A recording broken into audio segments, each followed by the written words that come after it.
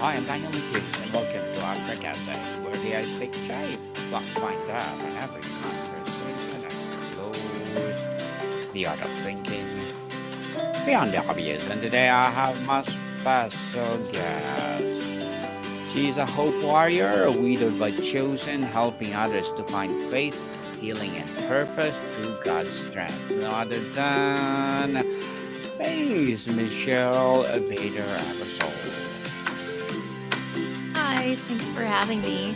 Welcome, Miss Michelle, on Abstract Essay. And can you please introduce more about yourself that I missed? Yes, I live in Washington State. I have three kids, 17, 19, and 21, and I spend most of my time helping widows because it can be a really lonely time. So I've created a support program and a book and a nonprofit and retreats and all kinds of things to help widows. Yes, and thank you so much for sharing your knowledge and wisdom to the world, Miss Michelle. Thank you. And today let's talk about God's redemption story, Mm, seeing beauty in life's broken mhm. places. So tell us the powerful paradox. Finding beauty in brokenness. How do you reconcile the reality of deep pain and suffering with the idea of loving God who creates beauty from ashes? Mhm. Well, I don't think I fully understood it until I walked through it, until I walked through, my husband's death and then seeing now 5.5 years later, how he has made beauty from ashes and he has used my life to help thousands of other people. And I didn't really get that. When you're in the midst of the pain, you can't see how it's going to be good. Like all you see is what you're going through and it's not good. And so it takes going through something deep to look back and say, okay, yeah, I can now see how God has used that. And so I can definitely look back and realize, I would have never chosen this life, but I can see how God has taken it and made it something beautiful. Yes. In our culture, being broken is often seen as a failure. How does your faith redefine brokenness, not as the end, but as a beginning of God's redemption? Yeah, that's just being broken is just part of the story. We can't be as strong as we're supposed to be if we haven't gone through being broken and then being put back together again. And I would not be who I am today if I hadn't been to the place of brokenness after my husband died. And so brokenness yeah, it's not necessarily bad. It's a part of the process to become who we're created to be. If we all life and never were broken, we wouldn't be able to fulfill the calling that God has in our life. And so I don't see it as something negative. I see it as something that I mean, nobody likes to be broken. We don't look at things ahead and say, "Yes, I can't wait to be broken," but I can look back on it and see how it helped form me and created the life that I live now. I was a Mhm. teacher before Luke's death, and this completely changed and shifted my whole life. But I don't think broken is a bad thing. Yes, definitely. The phrase God's redemption story implies a narrative arc. How can shifting our perspective from seeing our lives as a series of random events to seeing them as a part of divine story change how we handle our Mm. struggles? Yeah, it changes everything. Like if you have no purpose and you think things are just randomly happening to you, it's going to be a negative outlook on life. Like if I just believed like, yeah, Luke died and that was like just totally random and then this happened and that was random, I would have a hard time seeing purpose in my life. But, for those of us who have a faith in God and that changes what we believe, you can see God's hand in it. Whereas a lot of people might just be like, okay, that was just random. But, when you believe that, it changes everything. Hmm.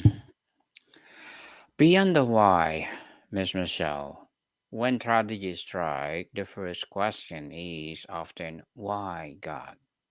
How does the Yeah. pursuit How does the pursuit of redemption story help us move from the unanswerable question of why to a more fruitful question?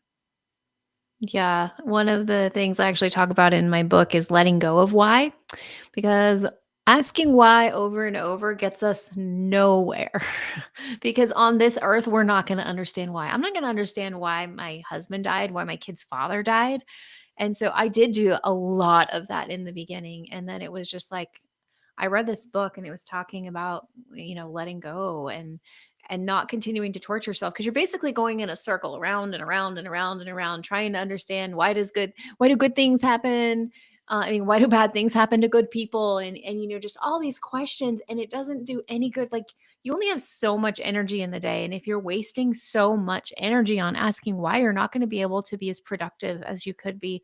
So I came to a place, near the beginning of my journey. I'd wrestled with this for a long time because he was sick for many years, where I was able to just let go of it. And, you can also shift it from why to why not. Like, why wouldn't this happen? And then really, I guess the most important thing is just let go of it because it's not serving you to hold on to those why questions. Mm, yes, definitely. Let it go, those why people. So, on the personal journey and transformation, without needing to share to details you're uncomfortable with, what is the broken piece in your own life to become a central classroom for learning this principle of redemptive beauty? Yeah, I can share anything about my story. Just basically, my husband was diagnosed with cancer, very rare bone cancer when he was 25. Went on to have his leg amputated and completely changed who he was. And then the cancer came back. So the cancer was gone after the amputation, but it came back 13 years later.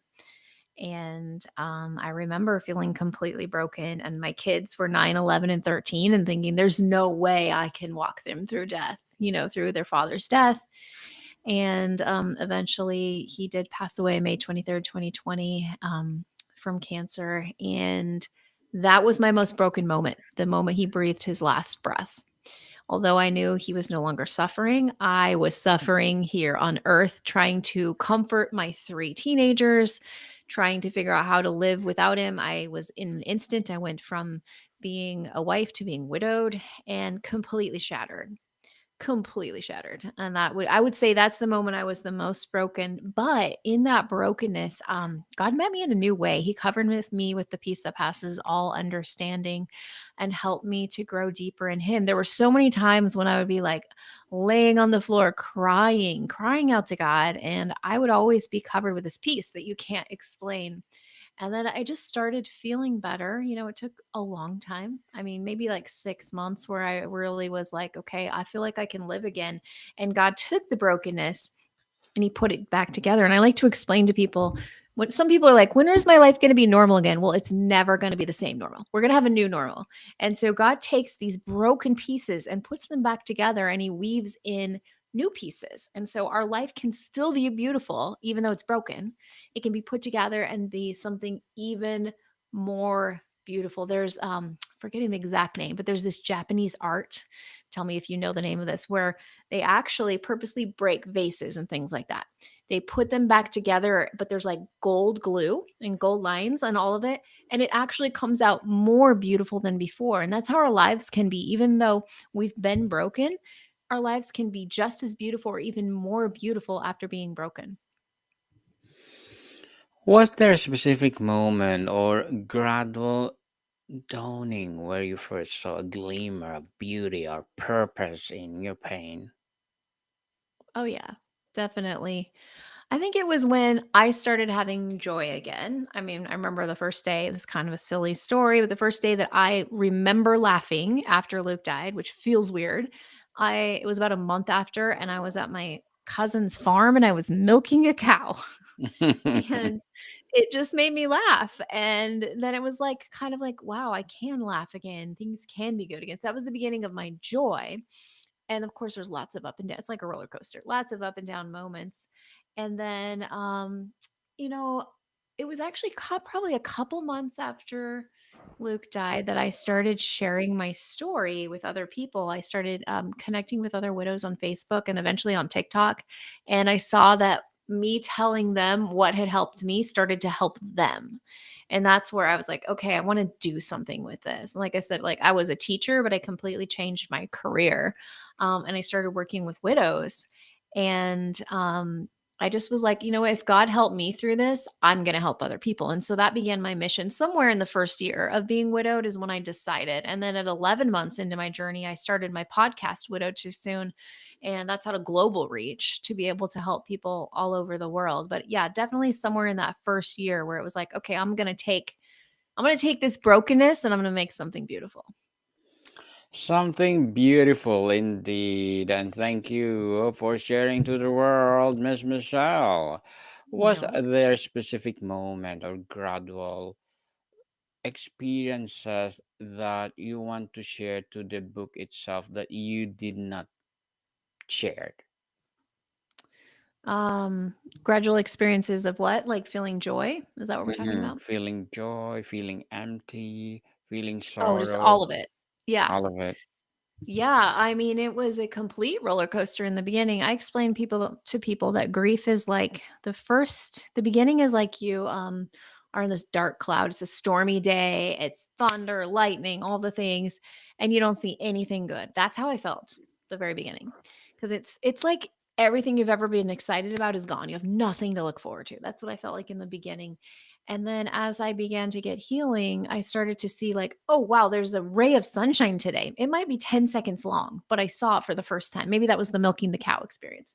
And then it Mhm. started to be like, okay, now it's 1 minute, now it's 5 minutes. And my days started to be eventually like half and half to where I'm at now, 5.5 years later, where most of my days are sunny. But there'll be some, sometimes there'll be a little storm when I have a grief day when something comes up that I really miss Luke, or the kids are really missing him, or, whatever it is. It's my anniversary with him, all the days that bring grief. I can have a little bit of a storm, but I know it's going to pass. And, so on this grief journey, I've felt it all. And that's one of the biggest pieces of advice that I give people is to feel it. For what we feel, God can heal. If we don't let ourselves feel the pain, we're not going to be able to be healed from it. I have seen so many people that are stuck 5, 10, 15 years later in the same place they were when their spouse died, or when, whatever kind of grief they're going to through, because they didn't take the time to feel it. And so that's one of the biggest things I like to tell people is do not stop your crying. I don't care if you are in the grocery store, walking down the street, it doesn't matter. Let yourself cry, because your healing is more important than what people think of you. So yeah, definitely I felt all the emotions. All the Yes. emotions. So, how is forgiveness of others, of ourselves, and perhaps even of God, a critical step in unlocking the beauty of redemption story? Yeah, that's something that a lot of widows go through is, thinking of all the things I should have done, I shouldn't have. There's a lot of guilt that people hold. And so, I had a few things like that with Luke. Things were pretty good, but I had a few things that I had to forgive myself for. And I think there's such freedom because the enemy wants to keep us like, in bondage and all of this stuff, feeling all guilty and all of that. But when we're able to just completely let it go, just like we talked about before, it's kind of along the same lines. There's freedom. There's freedom. And it is for freedom that Christ has set us free. That's what it says in the Bible. And we're not supposed to be weighed down by all of this. So some people, there's this method called grief recovery method that I teach. And you actually go through where you do forgive your late spouse, or you forgive yourself, or whatever it is. And you have to let it go in order to move forward. And so sometimes saying it aloud to a safe person, I forgive this person for this, that helps rather than just keeping it in your head. And so I do believe forgiveness is a key part of being able to move forward in the grieving process, and to be able to move from broken and beyond. My broken was not caused by a person, like somebody doing something to me, but I understand a lot of people's brokenness is caused by other people. And so I could see in those situations, there'd be a lot of forgiveness that needed to happen if a person had caused them to be broken. And so I can see, forgiveness is a vital part of healing. A vital part of healing indeed. And what is your message for the person who has been praying for years to see the beauty, but the broken pieces still just feel broken? Mm. To take the time to invest in yourself, to invest in your healing. So if you're still in the same place lots of years later, take a look at what you've been doing to heal. It's like this. Okay, let's say I went outside, I had a flat tire on my car. And I went back in 10, 15 years and I was like, it's just going to be better next time. Well, it's not if I didn't do anything. If I didn't put the air on the tire, it's going to be in the same place. And same thing with our healing. And so I say to that person, take a look at what have you been doing? It's not about time, it's about what you do with the time.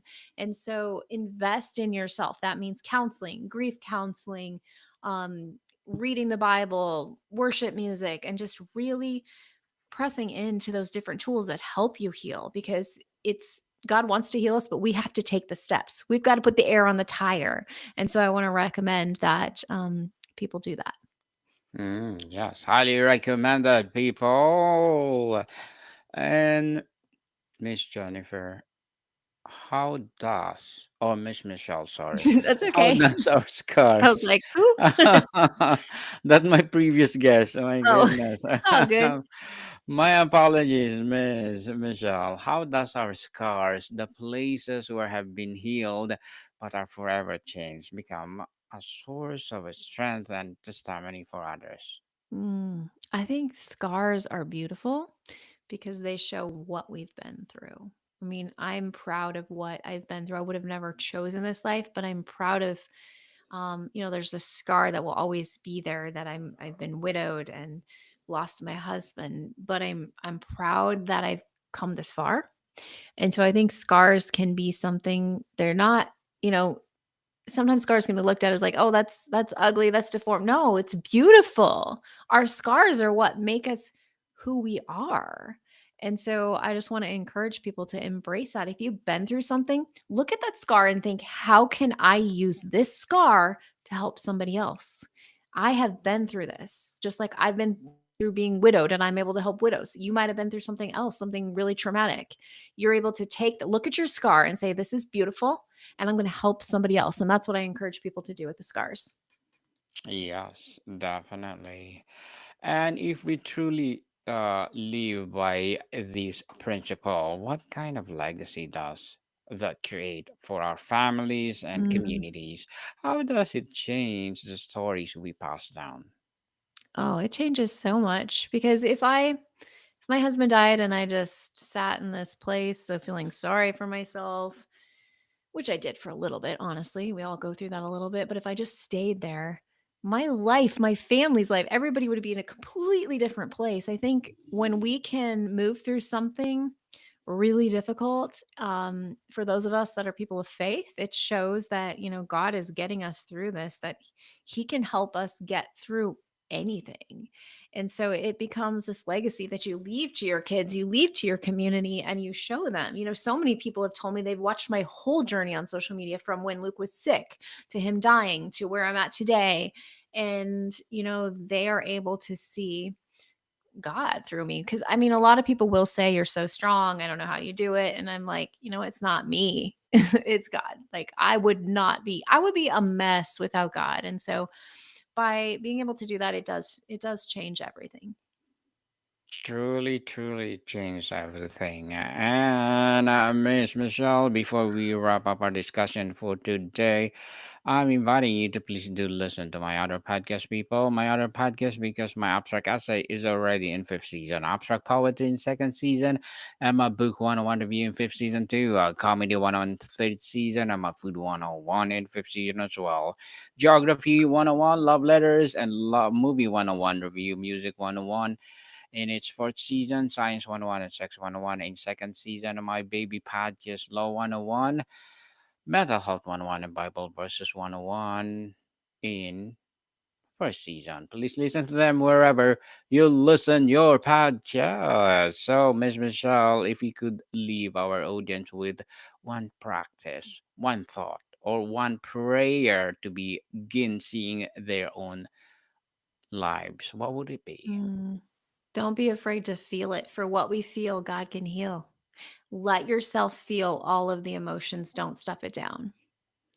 Don't stop it down, people. Pray without ceasing. And Miss Michelle, thank you so much for sharing your knowledge and wisdom to the world.